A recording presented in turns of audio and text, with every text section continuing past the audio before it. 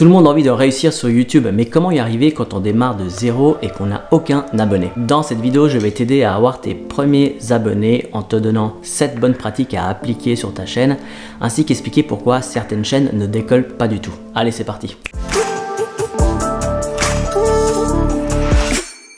Hello, c'est Nico, j'espère que tu vas bien. Je t'ai donné plusieurs conseils dans mes vidéos précédentes pour donner un look professionnel à ta chaîne. D'ailleurs, j'ai finalement rassemblé toutes ces astuces dans un guide téléchargeable gratuitement. Le lien se trouve en description de la vidéo. Quand je me suis lancé sur YouTube, je n'avais aucune idée de ce que je voulais faire sur cette chaîne et vraiment aucune stratégie de contenu. Maintenant, avec plusieurs mois de recul, ma chaîne a bien évolué ainsi que la vision que j'en ai. Du coup, j'aimerais tout simplement te partager les conseils que j'aurais aimé avoir à mes débuts. Premier conseil, se lancer. N'attends surtout pas d'avoir le matériel parfait, d'être super à l'aise devant la caméra. Lance-toi tout simplement. Pars du principe que ta première vidéo sera la pire vidéo de ta chaîne. D'ailleurs, on va regarder 2 secondes de ma toute première vidéo. Salut, c'est Nico. Dans cette vidéo, j'ai envie de te faire découvrir le Bitcoin parce que ça fait des mois que moi je m'y intéresse et que j'ai investi un peu de mon argent.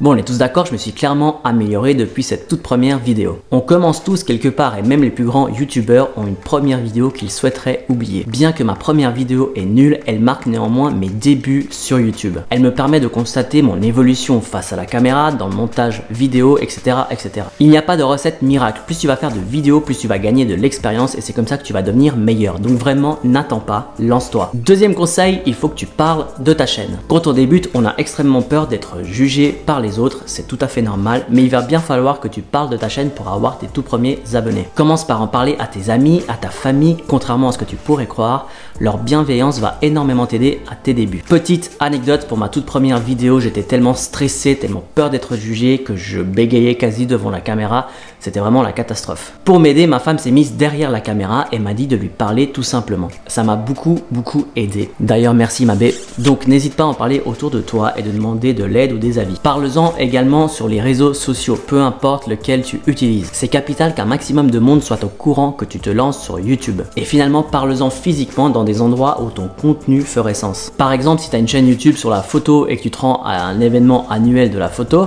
n'hésite pas à en parler. Même si tu débutes, même si tu juges que ton contenu n'est pas encore assez bon, dis-toi bien que tu vas évoluer avec le temps. Et en parlant autour de toi, tu vas attirer des curieux qui peuvent se transformer en abonnés. Troisième conseil, il faut que tu connaisses ta niche. La niche est un terme purement marketing pour désigner un thème ou un ensemble de personnes. Si tu essaies de toucher le monde entier en faisant des vidéos en tout genre, tu vas finir par ne toucher personne. Ici, mon conseil est simplement de te spécialiser dans un thème, dans une niche. Test de jeux vidéo, marketing, photographie. Trouve-toi une niche dans laquelle tes vidéos vont apporter de la valeur. Ma niche, par exemple, est le marketing social. Je m'adresse à toutes les personnes qui veulent utiliser les réseaux sociaux, dont YouTube, pour développer leur business ou leur influence en ligne. Pose-toi les questions suivantes. Pourquoi les gens s'intéresseraient à ton contenu? Quel type de contenu vas-tu faire sur ta chaîne? Qui va s'y intéresser? Tu dois avoir une idée très claire de ce que tu souhaites faire et qui tu souhaites atteindre. Ensuite, pose-toi la question suivante. Quelle valeur je vais leur apporter? Maintenant que tu sais plus ou moins à qui t'adresser, il est important de comprendre comment tu vas leur apporter de la valeur. Peu importe le média, la valeur a systématiquement 3 formes différentes possibles. Divertir,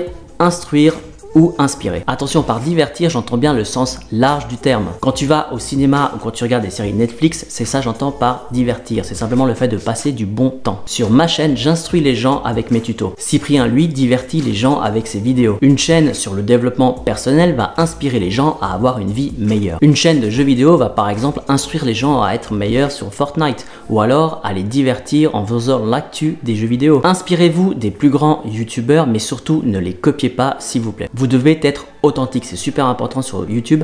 En essayant de faire comme quelqu'un qui a des millions d'abonnés, vous serez finalement quelqu'un d'autre. Donc je vous le déconseille. Inspirez-vous mais ne copiez pas. Il faut que tu trouves ta niche, il faut que tu lui apportes une valeur et c'est comme ça que ta chaîne va décoller. Ça me fait penser à un article que j'ai lu il y a pas longtemps qui parlait de la vie des youtubeurs, de la dure réalité quand on se lance sur YouTube. Il mettait en avant un étudiant qui avait décidé de faire une vidéo par jour sur sa vie au collège, ses humeurs, ses opinions, etc. Après 180 vidéos, il n'avait que 174 abonnés. Perso, moi ça me paraît tout à fait normal et compréhensible. Honnêtement, peu importe la popularité d'un YouTuber, je me fous complètement de savoir ce qu'il a mangé au petit déjeuner ou si sa copine l'a largué pour le nouveau quarterback du lycée. Au contraire, si cet étudiant avait fait des vidéos par exemple sur comment être concentré lors de ses examens, s'il avait apporté de la valeur à d'autres étudiants, là il aurait décollé. Donc trouve ta niche et trouve ta valeur de proposition. D'ailleurs, je te propose de me les mettre en commentaire de cette vidéo. Conseil numéro 4. Engager la discussion. Pour réussir sur YouTube, il ne suffit pas d'uploader des vidéos. Il y a tout un travail à faire à côté de tes propres vidéos. Une fois que tu as trouvé ta niche, cherche des chaînes similaires, des groupes Facebook, des groupes LinkedIn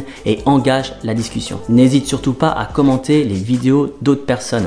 Du moment que tu vas apporter de la valeur à ceux qui posent des questions par exemple, ou tu donnes ton avis, bref, du moment que tu apportes de la valeur dans ces autres vidéos, tu vas attirer l'attention sur toi. Vu qu'à ce stade, tu as très peu d'abonnés et peu de vidéos, toute option est bonne à prendre pour attirer du monde sur ta chaîne. C'est vraiment quelque chose qui moi m'a apporté énormément d'abonnés et que je continue de faire encore aujourd'hui. Évite par contre de mettre en avant tes vidéos sans aucune raison. Moi je mets par exemple le lien de ma vidéo uniquement si elle apporte une réponse à une question par exemple. Et encore je dis pas toujours que c'est ma vidéo. Je suis avant tout là pour apporter de la valeur, c'est très important. On oublie trop souvent que les réseaux sociaux sont avant tout un moyen d'être social avec d'autres gens. On n'est pas là pour se vendre mais discuter, échanger et s'aider les uns les autres. Si ta vidéo est de qualité et qu'elle répond à une question et une solution, tu verras, c'est des abonnés gratuits en poche. Pour ceux qui encore aujourd'hui laissent des commentaires du style abonne-toi à ma chaîne et je m'abonnerai à la tienne, bah vous n'avez rien compris. Si tu as une chaîne de recettes healthy, bah déjà c'est bien parce que c'est un peu à la mode, donc c'est effectivement un bon choix de chaîne. Va sur d'autres chaînes de recettes et partage tes propres recettes, apporte de la valeur aux gens, réponds à des commentaires. Oublie pas que si ton commentaire est de qualité, les gens vont pouvoir mettre un petit pouce bleu, ça va faire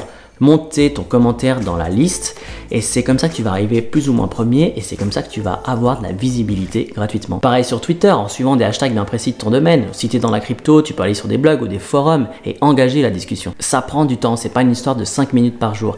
Si tu penses que devenir youtubeur c'est facile, tu te gourres. YouTube n'est pas un sprint mais un marathon, donc ne sois pas surpris de suer chacun des abonnés de ta chaîne. 5e conseil, concentre-toi sur les fondamentaux. Les fondamentaux, c'est tout ce qu'on a vu sur mes vidéos précédentes. Est-ce que tu mets un titre pertinent à tes vidéos? Est-ce que tu les tags? Est-ce que tu as une belle miniature? Est-ce que tu as une belle bannière de chaîne? Chaque chaîne qui a connu le succès sur YouTube a commencé avec les bases. Je me permets de t'en parler une deuxième fois, mais en description de cette vidéo, tu trouveras un guide pour bien débuter sur YouTube. Débuter sur YouTube n'est pas simple car tu dois apprendre à faire du montage vidéo, à faire des belles miniatures, à devenir à l'aise devant la caméra, etc.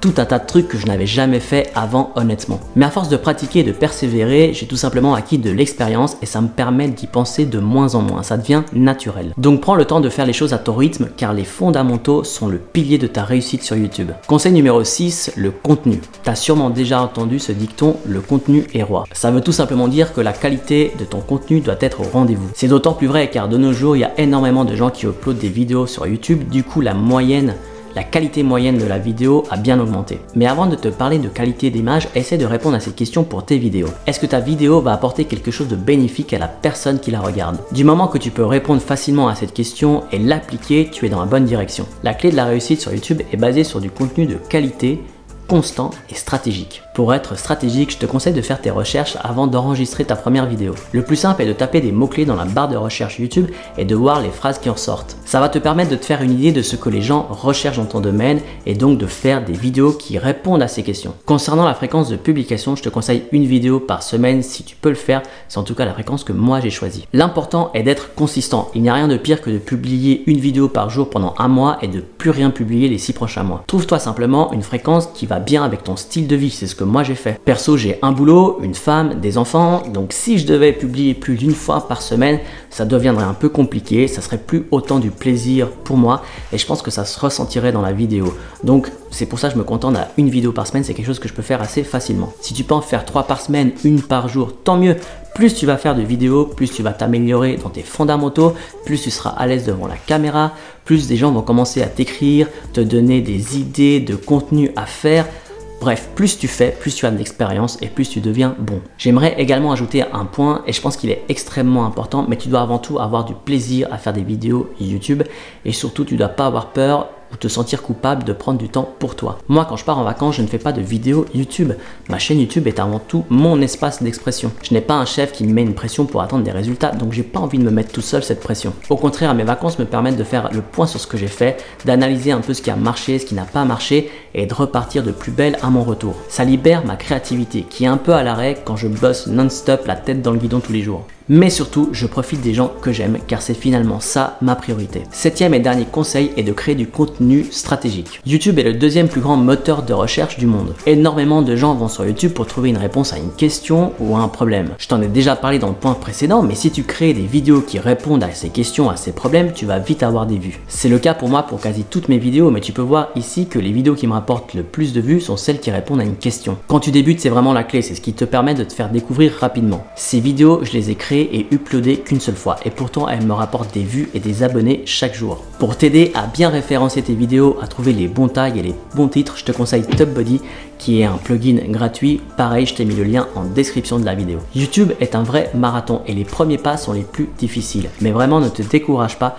Tu verras que au fil des mois, au fil que tu feras des vidéos, tu seras de plus en plus à l'aise, tu auras de plus en plus de vues et tu vas commencer à créer un effet boule de neige. Si ça fait un moment que tu es sur YouTube mais que ta chaîne ne décolle pas, essaie de revoir si tu appliques les bonnes pratiques que je viens de te lister. Dans la plupart des cas, c'est très simple, c'est que les vidéos sont inintéressantes, elles n'apportent pas de valeur à une audience précise. Un moyen très simple d'y remédier est d'essayer de réfléchir à pourquoi tu t'es abonné à certaines chaînes, pourquoi une chaîne plutôt qu'une autre.